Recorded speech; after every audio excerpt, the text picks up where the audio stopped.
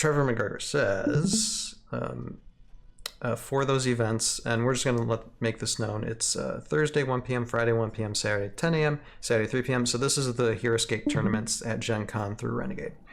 Thursday is 500 point, battle for all time, all figures except Marvel for sure, and maybe D&D. Now, and this is the important thing, this is what they announced, I think, in the last week or so, that D&D Heroscape is included.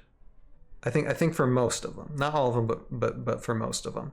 So that's really good news, because if you want your Death Chasers of Thesk, you can bring them now and just totally wipe the floor with everybody. So that's D&Dscape has a lot of great unique units too. So yeah, absolutely. Let's see here.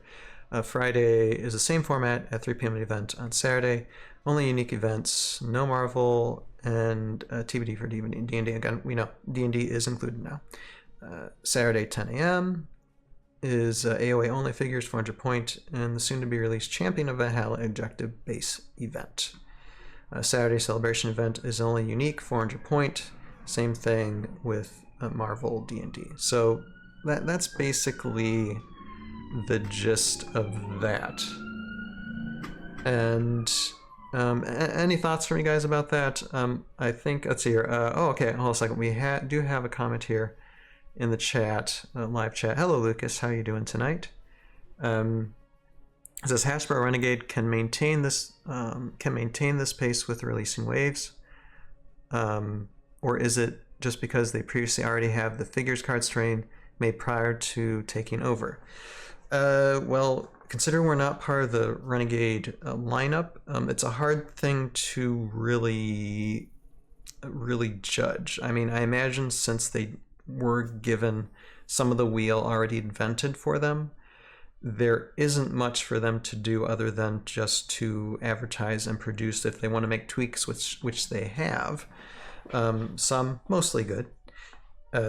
Then yeah, I would say so. And I think the real challenge, and I think we've discussed this before, but the real challenge will be when they run out of AOA stuff and start doing other ages. That will be, I think, the real test for them to seeing how it goes. What I could foresee 2 releases a year, first quarter, last quarter type of deal. You know, if they are using their time wisely and they have kind of this stockpile, they should be, actively developing new units. And with the news that they brought on some new designers and some new people on staff, I think that's kind of the method they're going. So I foresee, my prediction is at least 2 releases, and what form that takes, probably not as big as this kind of first offering, but probably a wave pack, a terrain pack, and a booster pack, kind of twice a year is what I see. Yeah, I think the current, if they're coming out at the beginning of August, they're coming out in approximately November, so that's 3 months later. So like a release every 4 months seems pretty easy to do. That's pretty on par with a lot of minis games, even card games, not including like Magic, is you'll have oftentimes like 4 sets a year. Some of them are even more accelerated than that now. So I think it's absolutely feasible, 20 new units, maybe not. I'd say like 15 to 20 units plus some terrain, right? A new terrain expansion or something. Very easy to pump that out every 4 months, say, 3 releases a year. I think that'd be a nice pace to where it comes out, people get to live with it for a while, you get to start hyping up the next thing maybe a couple months after release, and then that drops, and you can kind of cycle it pretty well with that. So I think that's very fair. One thing I want to quickly note about this message regarding the D&D is the D&D is legal. They are, though, also making it so you can only bring one of a given uncommon figure. So that's a little point of clarification that's pretty important, because otherwise you would be able to run, let's say, 3 Fen Hydras or something. Sure.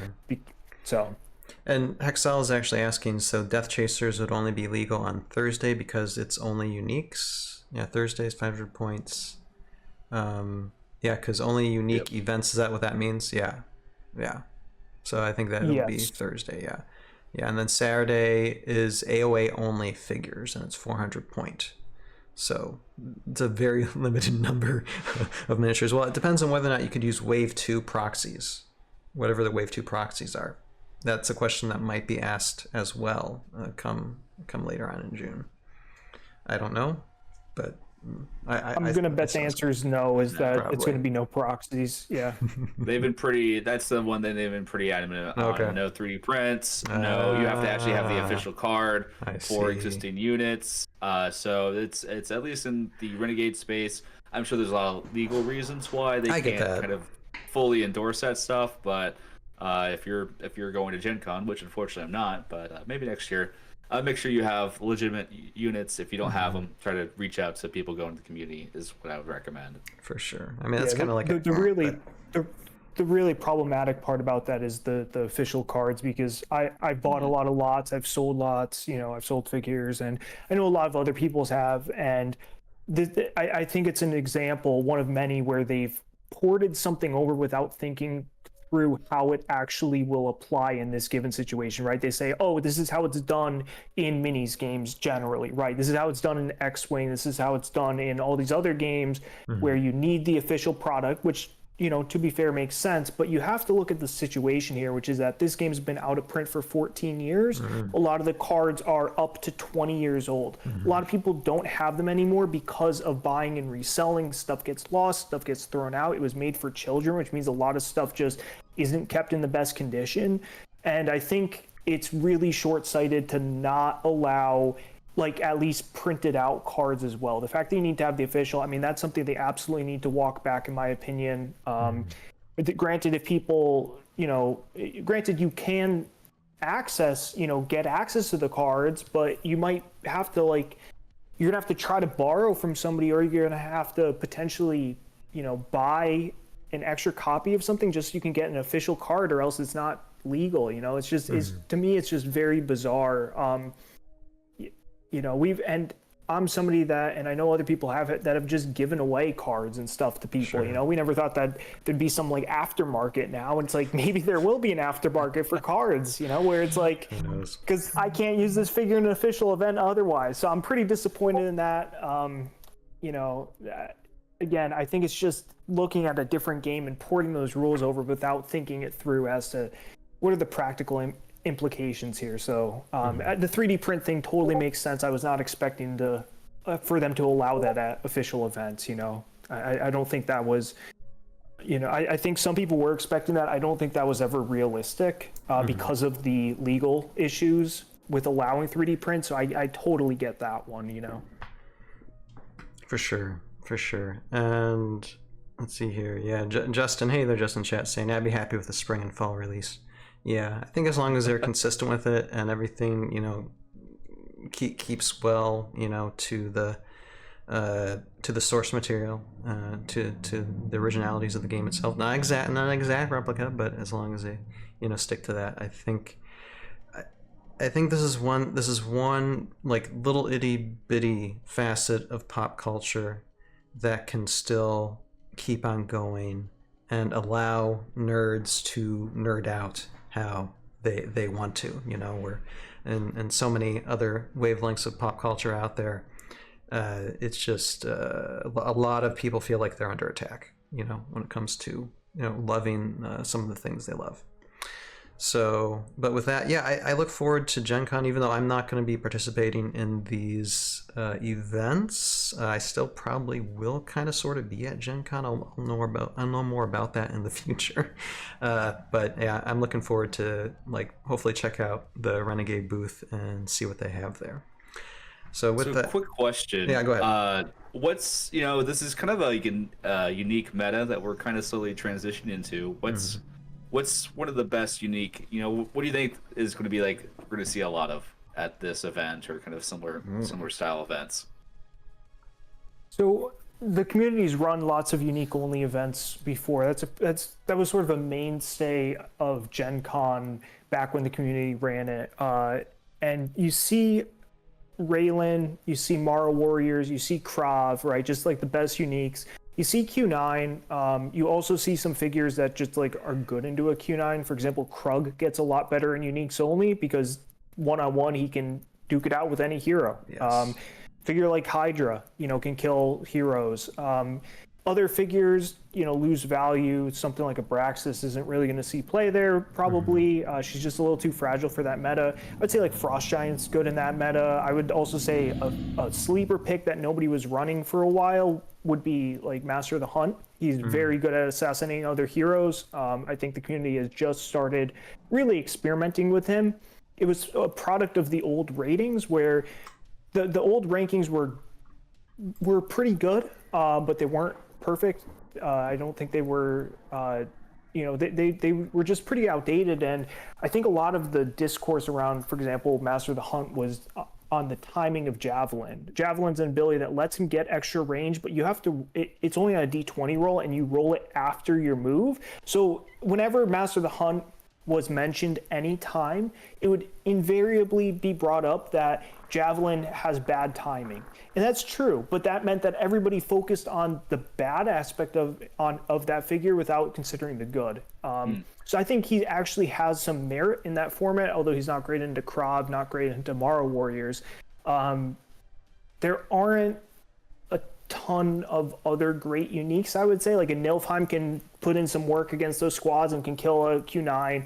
I would say Frost Claws are actually good in that format. I think they're the AOA unit that has the most potential in a uniques only because they're beefy as heck. They've got 4 defense and 2 life, which is great because that means they don't just die to like Krav or Morrow shots. They can potentially get there. They've got the run to help them get there. They don't hit great right away, but once they're there, they do hit well. And I would say like them plus Finn, is a pretty nice, or them plus even Eldgrim's not terrible. He can chase down a Krav, for example, with his 10 move overextend. Maybe Alistair sees play. I mean, I think there are some options. I would say for the most part, you're going to be seeing the classic figures, but I also don't have like a ton of experience with some of these AOA units. So I don't know, maybe some of the pirates can do well. Yeah, we'll have to see. I have no experience with them though. And Son of Odin, I mean, we're going to move on to comments in a second, but Son of Odin is asking, do you think that it will only be official tournaments that allow only originals and more local tournaments that will allow printed cards and figures?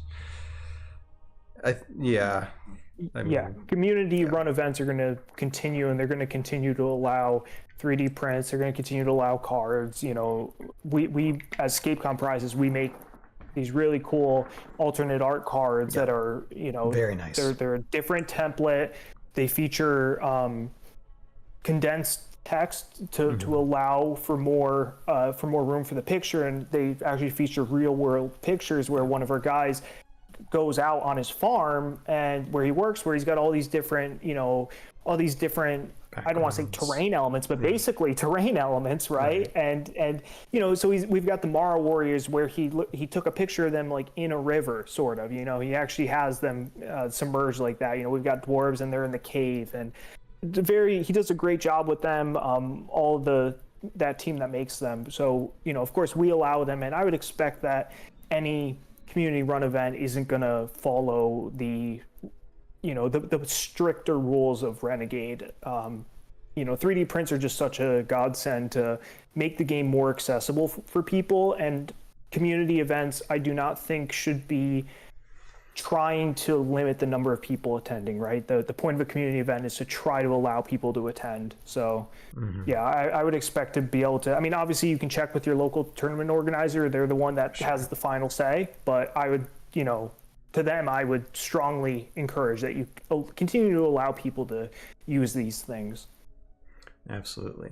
And let's see here, TeamSki in this chat is saying the issue would be to verify the stats on those cards. People can slip in another die or two. I'm not sure. I'm half understanding that comment, TeamSki, but I think thank you. I think it's a concern about like cheating. Like you change Nilfheim's attack to 7, Right. But the thing is, and that's the thing. Yeah. That's probably why they want OG cards. With it. Yeah, that makes sense. That's fair with a newer community. That's that maybe doesn't know all the cards and such, but you could even just make it so the judge has to verify or something. For sure. No, it's a good point, TeamSki.